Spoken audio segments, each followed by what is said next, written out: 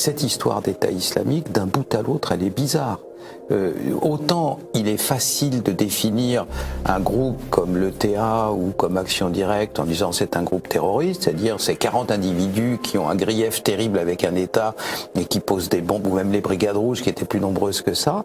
Vous avez des gens qui, pour une raison idéologique ou patriotique quelconque, veulent faire sécession, veulent la fin d'un État, etc. Auquel cas c'est simple à comprendre. Dans le cas de l'État islamique, on est loin de ça. Aucun groupe terroriste dans l'histoire de l'humanité n'a eu plus de chars d'assaut que l'armée française, ce qui est le cas. Je vous garantis que mes sources ne sauraient être meilleures pour vous dire ça. Donc à l'heure actuelle, l'État islamique dispose de centaines de chars d'assaut, des véhicules blindés légers qu'on appelle les Humvees, des sortes de grosses jeeps un peu perfectionnées. L'État islamique en possède plus de 5000. Donc ça n'est pas un groupe terroriste, c'est pas à l'échelle. Est-ce une guérilla? Non plus.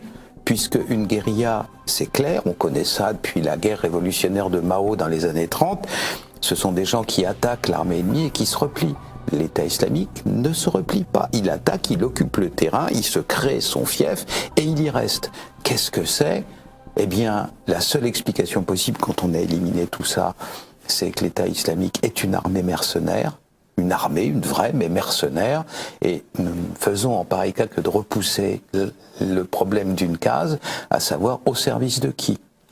Je vais vous donner un exemple quand je vous dis qu'on ne sait pas très bien. Une étude a été faite récemment par des officiels sur le sujet. Vous avez une organisation qui s'appelle l'État islamique, qui fait des signes dans toute sa propagande d'absolue dévotion à l'islam, et c'est pour l'islam et sa pureté qu'ils égorgent soi-disant les individus qui brûlent des enfants vivants, etc. Une analyse a été faite biographique extrêmement précise des 50 du sommet de l'État islamique. Il n'y a pas un seul islamiste parmi eux. Tous les gens qui sont, tous, sans exception, le Abu Machin al-Baghdadi étant un pur et simple leurre qui est là pour amuser la galerie, ceux qui dirigent vraiment, ceux dont on sait qu'ils échangent par voie électronique et donc ceux qu'on a pu repérer, les 50 du sommet, il n'y a pas un seul islamiste. Qu'est-ce que c'est que ce truc-là ? C'est un peu Canada Dry quand même, ça ressemble à l'alcool, ça a le goût de l'alcool, mais c'est pas de l'alcool. Là, qu'est-ce que c'est qu'un islamiste? On le sait, c'est quelqu'un qui a combattu en Afghanistan, qui figure sur beaucoup de sites, qui est connu pour ça dans sa biographie.